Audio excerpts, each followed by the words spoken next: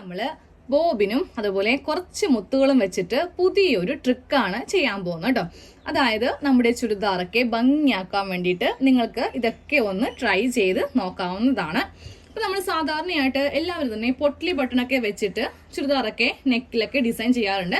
ഇന്ന് നമ്മൾ പൊട്ട്ലി ബട്ടൺ അല്ല വെക്കാൻ പോകുന്നത്, വേറൊരു മെത്തേഡാണ് ട്രൈ ചെയ്യാൻ പോകുന്നത് കേട്ടോ. അപ്പൊ ഇതുപോലത്തെ ഒരു മുത്തെടുത്തിട്ടുണ്ട്. മുത്തെടുക്കുമ്പോൾ കുറച്ച് വലിയ സൈസ് എടുക്കുക കേട്ടോ. ഇപ്പൊ നമ്മൾ ആരി വർക്ക് ചെയ്യാൻ വേണ്ടി കുഞ്ഞു മുത്ത് വാങ്ങിക്കത്തില്ലേ, സെയിം അതേ ഗോൾഡൻ കളറിലുള്ള വലുതാണെങ്കിലും മതി, 2-3 മതി, അധികം ഒന്നും ആവശ്യമില്ല. പിന്നെ നമുക്ക് വേണ്ടത് ബോബിനാണ്. ഇപ്പൊ ഞാൻ സാധാരണ മെഷീന്റെ ബോബിനാണ് എടുത്തിരിക്കുന്നത്. പവർ മെഷീന്റെയോ അല്ലെങ്കിൽ വൈറ്റ് മെഷീൻസിന്റെ ആണെങ്കിലും കുഴപ്പമില്ല. ഇങ്ങനെയാണെങ്കിലും കുഴപ്പമൊന്നുമില്ല, നമുക്ക് ഈ ഒരു ഹോള് മാത്രം മതി.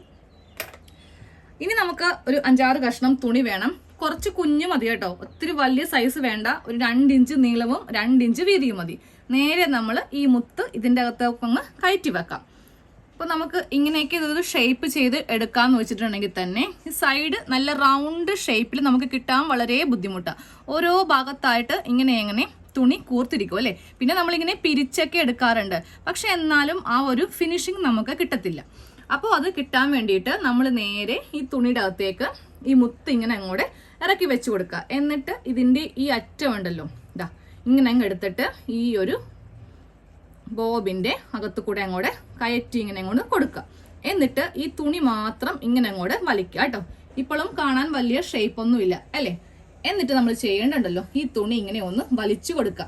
ഇപ്പൊ ഇതാ നോക്കിയേ, ആ മുത്ത് നല്ല ഭംഗിയായിട്ട് നമുക്ക് ഷേപ്പായി കിട്ടും. ഈ ഇടയിലൊക്കെ ഉള്ളത് നമ്മൾ കറക്റ്റ് ആയിട്ട് ഉള്ളിലേക്ക് ഇങ്ങനെ വലിച്ചു കൊടുക്കുമ്പോണ്ടല്ലോ നല്ല ഭംഗിയായിട്ട് കിട്ടും കേട്ടോ. നല്ല നീറ്റ് ആയിരിക്കും കാണാൻ വേണ്ടിയിട്ട്. എല്ലാ ഭാഗത്തും ഞാനൊന്ന് വലിച്ച് ടൈറ്റ് ചെയ്ത് ഇനി ഇങ്ങനെ പിടിച്ചിട്ട് ഒന്നങ്ങോട്ട് കറക്കി എടുക്കുക. അപ്പോൾ നല്ല ഉരുണ്ടിങ്ങനെ അങ്ങോട്ട് നമുക്ക് ഈ ഒരു മുത്തിന്റെ ആ ഒരു ഷേപ്പിൽ തന്നെ ഇങ്ങനെ അങ്ങോട്ട് കിട്ടും.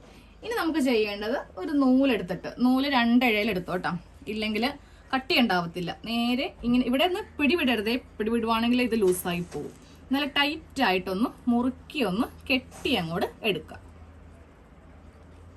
അതാ നമ്മൾ ഇങ്ങനെ ഒന്ന് കെട്ടിയൊക്കെ എടുത്തിട്ടുണ്ട്. ഇനി ഇതിങ്ങോട്ട് ഊരി മാറ്റിക്കോട്ടെ. ഇനി നമുക്ക് ചെയ്യേണ്ടത് ഇതിന്റെ പറ്റേ വെച്ചിട്ടങ്ങ് കട്ട് ചെയ്ത് മാറ്റുക.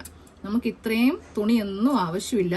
ഇങ്ങനെ അങ്ങോട്ട് കട്ട് ചെയ്ത് അതിന്റെ പറ്റേന്നങ്ങ് കളയുക. അതാ പറ്റേ വെച്ചിട്ട് ഇങ്ങനെ കട്ട് ചെയ്ത് കളഞ്ഞില്ലേ. ഇനിയൊരു ലൈറ്റർ എടുക്കുക, ഇല്ലെങ്കിൽ ഒരു മെഴുകുതിരി ആണെങ്കിലും മതി.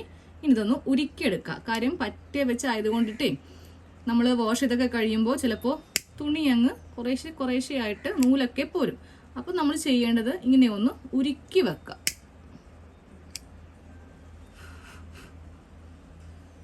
അപ്പൊ ഇങ്ങനെയൊക്കെ ഒന്ന് നമ്മൾ നല്ല നീറ്റ് ആയിട്ടൊന്ന് ഉരുക്കി എടുക്കുക കേട്ടോ.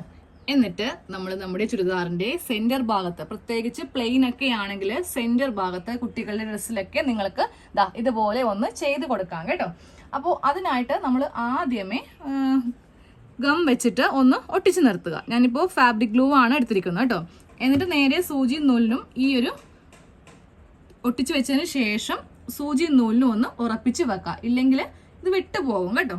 ഇനി നമുക്ക് ഇതുപോലത്തെ കുഞ്ഞി മുത്തൊക്കെ ഉണ്ടെങ്കിൽ ചുറ്റിനും നമുക്കിത് ഒട്ടിച്ച് വെക്കാം.